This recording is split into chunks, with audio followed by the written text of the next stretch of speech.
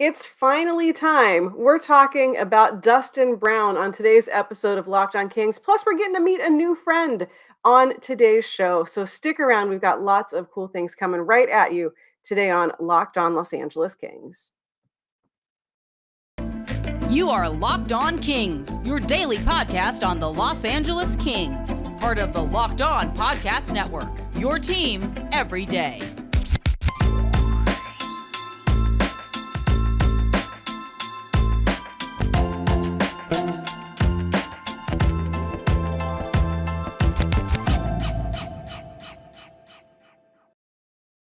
Hey everyone, you're listening to Locked On Los Angeles Kings, part of the Locked On Podcast Network. Thank you for making today's show your first listen of the day, or your first listen of when you open your podcast app, or, whatever floats your boat. On today's show, we're talking Dustin Brown. I figured I don't want to talk about Dustin Brown just at myself, at you. I figured it's more fun to have a conversation. And so we're going to do that today with a special guest who I'm going to bring on right now.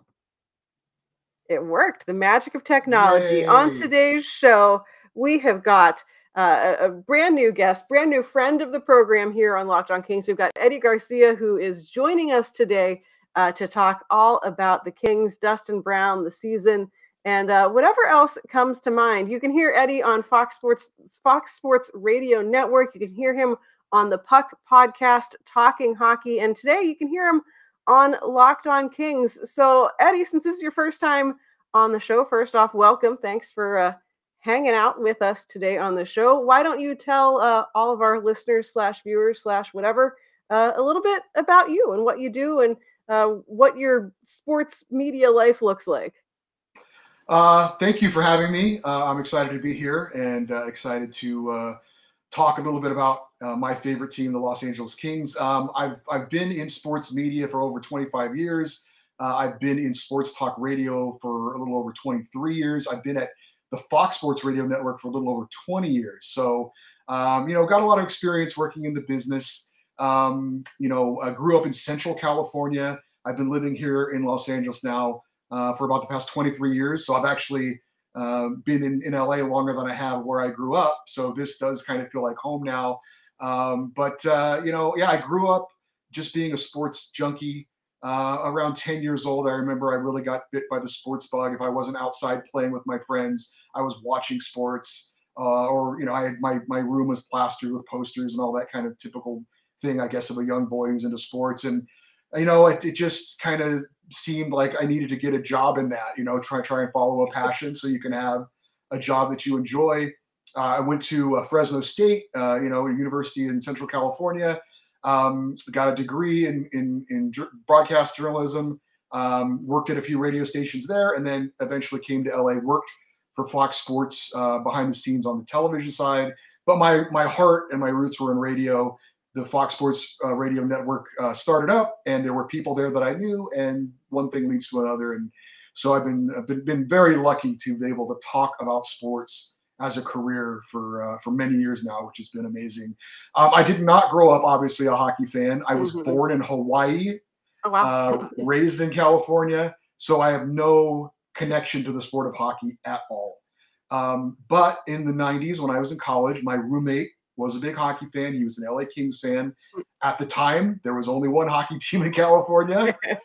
Wayne Gretzky had recently come to the Kings. And, I wanted to get into hockey because I think for me, unlike a lot of people, not knowing about the sport intrigued me. I think some people are afraid of that. They don't want to learn something new. I don't really understand blue line icing. I'm not going to invest the time in it. But it intrigued me. And so I started following it more. And I came to realize I really like this sport. It's got all the major elements of the three major sports that I grew up with. It's got the back and forth offense, defense of basketball, the hand-eye coordination of baseball, and the physical violence of football. And so the first year I decided I'm really going to invest my time in the Kings and watch them. And by the way, if you're in Southern California, you probably remember the old Prime Ticket. We got that in Fresno because, like I said, there was only one hockey team. And so I was able to actually watch all the Kings games all season. So anyway, 92-93 was the first year I started the season.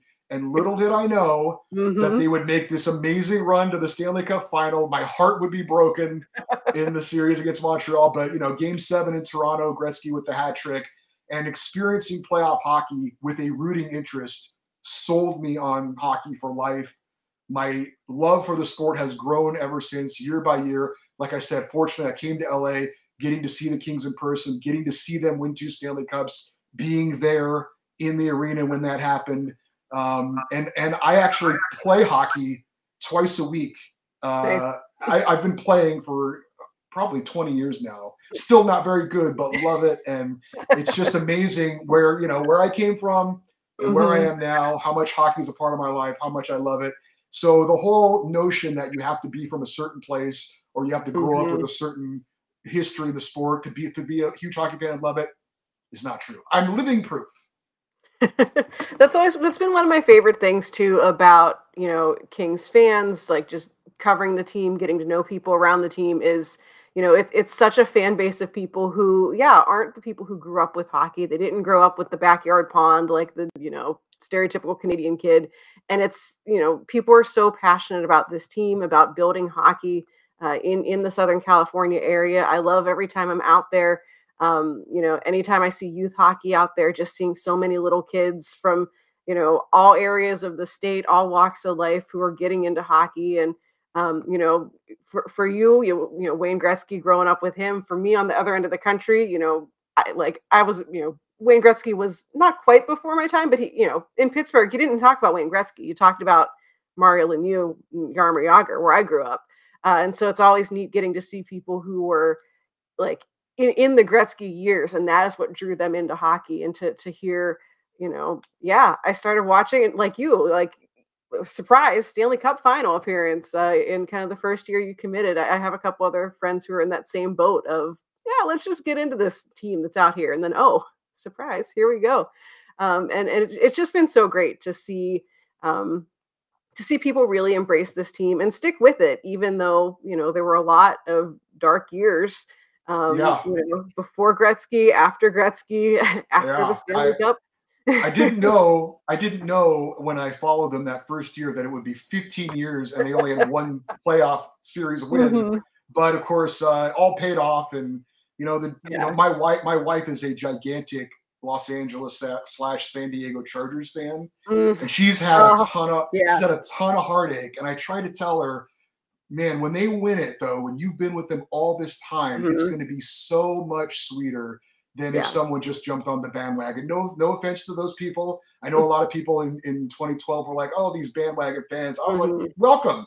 Bring it on. As long as you stick with us, if it doesn't matter where you jump on, on the journey, just once you get here, just be with us. Don't be a fair weather fan. But it's we've seen that cup in 2012 and then again in 2014. It really was very sweet. All those tough times made it that much more enjoyable. Yeah. Well, we are going to talk a little bit about 2012 coming up in a minute because, like I said, it's time to talk about Dustin Brown, who hung up the skates at the end of the season. And of course, you can't talk about 2012 without talking about Dustin Brown. But before we get to that, I'm going to tell you a little bit about Built Bar, because if you don't know what Built Bar is, first off, that must mean it's your first time listening to this show. But good luck, or congratulations, I guess, because it's time to learn about Built Bars. They are protein bars that taste like candy bars. And one of my favorite things about it, other than the fact that it doesn't taste like you're eating something healthy, is that they're always coming up with brand new flavors, new exciting things to get you eating healthy snacks that also happen to taste great. Their newest flavor is called Mud Pie, which doesn't sound like thrilling. It sounds, you're like, a mud pie. What's a mud pie? Well, if you're a chocolate fan, here you go. This is for you. It has rich whipped cream and chocolate mousse, smothered in 100% real chocolate, and topped with cookies and cream crumble. So I am pretty excited to try that. That is right up my alley. So you've got to try the new Mud Pie Built Bar as soon as possible. And of course, it is a limited edition flavor, so you got to make sure to get to built.com to check it out as soon as you can. Built Bars are great for you in terms of being low in calories, low in sugar, high protein, high fiber, and all of the things that are good for you happen to be in these Built Bars. So go to built.com right now. Use the promo code LOCKED15 and you get 15% off your order of Mud Pie Built Bars or any of their other awesome flavors. So that is built.com, promo code LOCKED15 for 15% off. All right, it is time to talk about Dustin Brown. First off, does it feel like 2012 was 10 years ago? No, it doesn't. And when when I think about working at some place for 20 years, I still blows my mind that that's happened. But getting a little bit older now, I'm in my early 50s. I certainly don't feel like it. Things go by so quickly. But no, to answer your question, it doesn't seem like 10 years ago. But now we're being faced kind of with the reality that we've only got 3 left now from that team, and Kopitar and Quick and Doughty, Dustin Brown has now left us, and how much longer will these guys have to go? Hopefully a few more years, and hopefully maybe another Stanley Cup to lift over the head before they call it a career. But yeah, it doesn't seem like that long ago. But I mean, we really did see Dustin Brown grow up from a teenager when he joined the Kings to a grown man with a lot of kids and a family man and just one of the most respected Kings of all time. Yeah, he I feel like has gone about life just like so quietly that you forget how much he means, not just to the team on the ice, but also to the community. I know that he's involved in a ton of stuff. I know his wife is involved with youth hockey programs with the Kings. Of course, his kids. I mean, if Dustin Brown wants a job with the Kings, he has it. Yeah. Doesn't matter what it is. If his job wants to be like running the Zamboni, I think they'll let Dustin Brown run the Zamboni. But it's very weird to think of a Kings team without him. Like you said, like we've watched him grow up on this team. You've watched him go from, maybe a guy who played a little bit too far over the line sometimes to a player who had a more well-rounded game, the ups and downs of his career. Daryl Sutter kind of jamming him on the 4th line because he didn't know what to do with them, and then him kind of putting his game back together over the past couple of years. It's been, I think for me, I was most satisfied to see him kind of get to go out on his own terms and kind of get to say, you know what, I'm done, instead of there being some sort of, catastrophic injury or it getting so bad in terms of like performance where you're like, ooh, like, you don't want to see him end up a healthy scratch. Like at this point, you want him to be able to say, like, I gave it my all. And that team, it's sad that they couldn't get past Edmonton, but it is what it is. But you could tell they were playing for him in that series. Yeah, I think he had a phenomenal career. He's going to have his number 23 in the rafters there at crypto.com arena, which is I'm still trying to figure that out. But, the thing that I remember most, or that I really about Dustin Brown, is the grace and the class that he handled having the C taken off his jersey. That had to be really bitter and difficult for him. Thankfully, he and Kopi obviously are so close and such brothers that helped that transition. And I think you saw that a lot at the end. And Andre letting him wear the C that one final time was so awesome. Yeah. Just the way he handled that whole thing, because that could have been something that could have been a real distraction, and he never allowed it to be. And the same thing with how he decided to announce calling a career. Not that we didn't know the end was coming, but the way he did it so almost, just on the down low, and this is it. And just, that's him. He's very classy. Just a guy who I always respected, led by example, not by a lot of his words. Certainly there was a leadership aspect that we didn't see a lot behind closed doors in the locker room, but he's going to be missed. And at the same time, I do kind of feel like it was time that, he went out on his own terms. A lot of professional athletes don't get to do that. So as much as we'll miss him, I do kind of feel like it was the right time and he did it his way, and I'm happy for him in that regard. And I hope he does stick around in some capacity with the organization, because I just hope he can stick around somehow and be a part of the Kings, because it feels like, this guy's one of the greatest Kings of all time. Yeah. Yeah. I think I would love to see him move to kind of like a prospect role or development role, like having him as someone who can mentor young kids who are coming into the program, who are, first year pros. I mean, imagine you're stepping into the Kings locker room, the Reign locker room for the first time, and there's Dustin Brown to help you get acclimated and to help teach you what it's like to be a professional hockey player. And, this is a guy who, for as physical and heavy as his game was, like remarkably durable, like he clearly, knows how to treat his body and knows how to keep himself healthy, and, probably played through things that we wish he wouldn't have played through, but, that's, that's hockey. But I'd love to see him in some kind of development role because, yeah, what better mentor for kids, especially if you're looking at guys who you might be pegging as future leaders for the team. Who better to set them up with than Dustin Brown? Because, yeah, the whole thing where he wore the C for the last game, like that was just, you're watching, you're like, oh, you like as soon as you realize what's happening, you're like, oh, now I have a lot of feelings. Yeah, no, I agree. I didn't see that coming, but when it happened, I just thought, wow, that's perfect. Just perfect.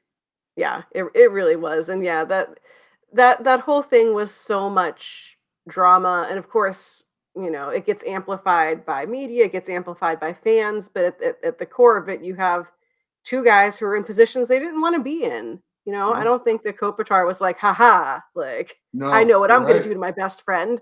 Like, management made this decision, and, you go with it. You can't go to, D. Lombardi or whoever and be like, oh, actually, I don't want the C. Like, yeah, that's not how it's going to work. They both got put in a tough situation, and it's a credit to both of those guys how they handled it and move forward with it. And I honestly, I would expect nothing less, but at the same time, it was great to see. Yeah, yeah, and it's it's a really whole changing of the guard in Southern California hockey with Ryan Getzlaf also announcing that he's done, and those are two heavy hitters that you're going to miss seeing them play against each other. You're going to miss those, the teams are always going to hate each other, but the history just goes back so far between those guys, and both of them saying they're done. Yeah, no doubt. It's one of the great things about sports, though. It's players come and go, and now it's time for other players to take a greater role. And I think that's going to be one of the storylines for the Kings next season. Of course, we've got Kopitar, we've got Doughty, we've got Quick. But who are some of the other guys that are going to take a step forward? Adrian Kempe obviously took a big step in his performance this year. I wouldn't be surprised to him also take a greater role in the leadership as well, and other players will have to step up. So that'll be another story going forward for next season. That's a great question that I feel like has come up when I've talked to a lot of other people or have been doing kind of, proposals on who might get traded or whatever. Is Adrian Kempe always comes up because he finally broke out. The team finally was like, oh, you really are a winger. You're not a center. Let's put you back where you belong. And then he has this fantastic season. So do you think that like that is the real Adrian Kempe? Do we think that he's going to do that again next season, or was this just a anomaly? It's a great question, and obviously the contract year, we've seen players, when they've got money on the line, suddenly they come alive and cash in. My gut feeling, though, is I think that Adrian Kempe, I think this is the real Adrian Kempe. I really do. It took a little longer, maybe than we would hoped, and that is the way with some players. It just takes them a little longer to develop, and he finally broke through. And I feel like it just seemed to me in his attitude that he's like, okay, now it's happened. They're giving me the responsibility. I'm taking advantage of it, and this is where I belong.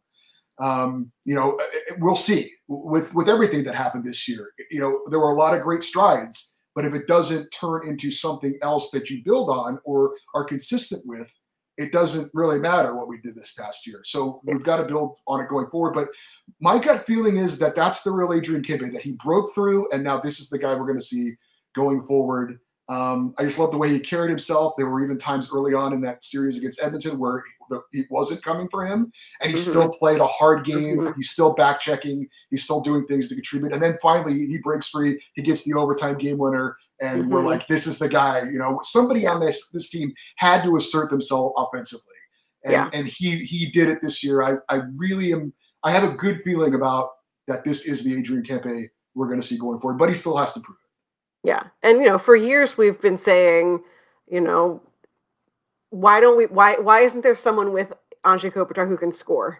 People love Alex Iafallo for what he brings in terms of, defense and, being hard to play against, whatever. Dustin Brown had that spot for years and years, and we love Dustin Brown. But you want someone who is an elite scorer with the guy who's going to help set him up. And for years, it's like, why isn't anything working?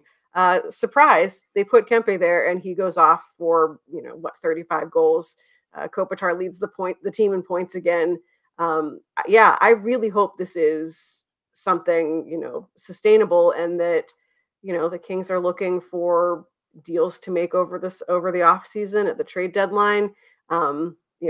Just the other day we talked with the host of Locked On Wild. We were talking about Kevin Fiala, and we're talking about this, and I had the vision in my head of Anze Kopitar with Kevin Fiala and Adrian Kempe on his wings. And I was like, that's like a million goals right there. Like, just amazing. Like, you do certainly get the feeling that the Kings do need another piece, and it's going to be really intriguing to see what Rob Blake does and what direction they go in to bring somebody else in. So we've seen young players take a step forward. We've seen some young veterans like Kempe step forward. Hopefully Philip Deneau has a similar type year, which was a career year for him.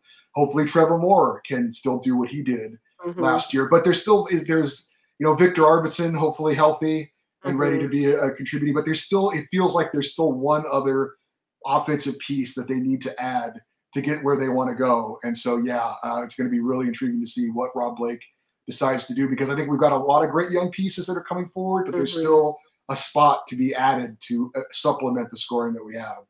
Yeah. So if you're Rob Blake and you're picking up your phone, you're going to call another GM to say, I want your guy. Who are you calling?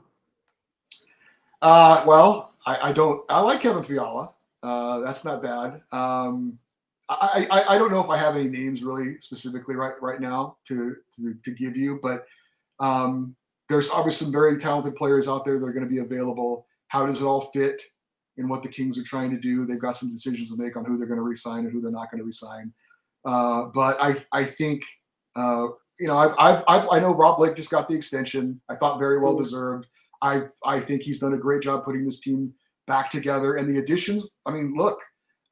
Philip Deneau and Victor Arvidsson were both great additions last year. Alex Edler, up and down, obviously the injury issue as well. But if he can make another addition or two like he did this past offseason, then we're looking great for next year. And one other thing that I want to get, I always like to get to pick other people's brains because, on the show I get to talk to myself a lot about the Kings and what I think, and I get to pull other people in and get their thoughts on things. And I always love talking about goaltending, partly because it's a position that is very mysterious to me as someone who thinks it would be cool to be a goaltender, but knows that I 100% don't have the personality to be a goaltender. I'd just be mad all the time at everything. That probably doesn't work, but it's so fascinating to try to figure out what happened, what's going on? Why did Cal Peterson regress? Are we going to see the same Jonathan Quick again next season? Is Cal Peterson going to get it together? What is your outlook for the Kings in that next year? I don't know. I don't have a great feeling about it. I guess on the one hand, you mentioned Mike Smith earlier. I mean, Jonathan Quick's a few years younger than Mike Smith, and he got a team to the conference final. So can Jonathan Quick do it? I think he can. But do they want him to do it? They've made a commitment to Cal Peterson. Yeah. And you're right. They gave him a lot of opportunities, and he never seemed to grab the reins. There were times he looked really good, and there were times he looked pretty average. So that's one of the big question marks for the Kings going into next season. What's going to happen in net? It seems to me like they've kind of resigned themselves to the fact that this is the tandem. We're not bringing anyone else in.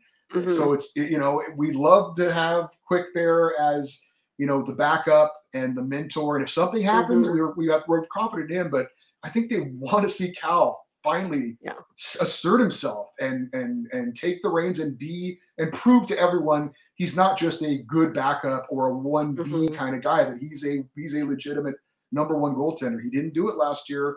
I think they're going to give him every chance to try and prove it again this year.